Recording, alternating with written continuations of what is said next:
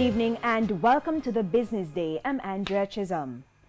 Now, countries the world over have been talking about fears of a global recession, but companies in Jamaica are doing more than just talk. At least one private sector body says some of its members have already begun to strategize. TVJ's Andrew Ledley explains. News of the impending economic slowdown sending shockwaves through the world. Jamaican businesses now planning to stay ahead of any possible turmoil by putting strategies in place to mitigate the impact.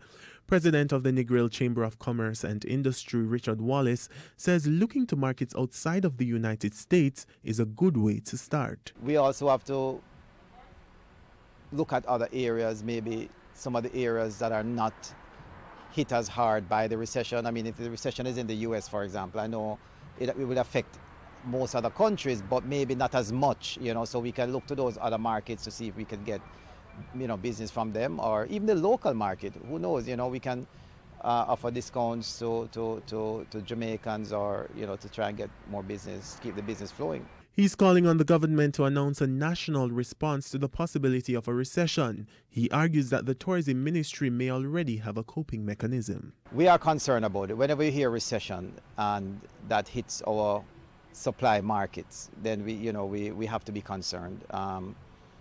We are watching it closely, and then we don't know what the response will be nationally. We have a very dynamic Ministry of Tourism, and I'm sure that they are watching the situation, and they will advise us as to what steps that we can do as a destination to mitigate that. He says despite the economic fallout businesses are likely to face, he's optimistic that good fortune will be on Jamaica's side. Bear in mind that there have been recessions in the past and we have survived. So, we don't want to worry too much about it. One of the things that's going well for us is that other destinations, other competing destinations in the Caribbean are suffering from bad publicity right now, and that benefits Jamaica.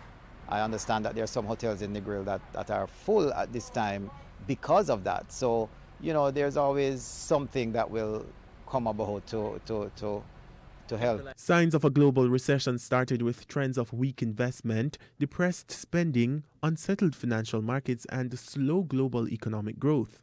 Analysts predict that the world may be only 2 years away from the recession.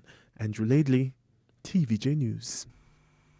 Jamaica has launched an international competitive bidding process to identify a qualified organization to provide seed-to-sale tracking software for the ganja industry. The Cannabis Licensing Authority is accepting bids until 3 p.m. on September 25. Before the contract is awarded, off-island bidders are required to get and submit a valid tax compliance letter and Public Procurement Commission registration. According to the invitation to bid document, the software will capture data as well as collate, manage, store, and produce reports on individual ganja plants. Currency trading ended today with the US dollar selling for $135.54, the Canadian dollar $103.07. The pound goes for $164.06, while the euro sells for $151.49. To the stock market now, the JSE index lost 378 points today, while the junior market index gained 40 points. Among the winners, Indus Pharma, Jetcon Corporation, Fosrich, Cargo Handlers, and Blue Power Group. On the losing side, we had Siboney Group, KLE Group, AMG Packaging and Paper, Sterling Investments, and Jamaica Producers Group.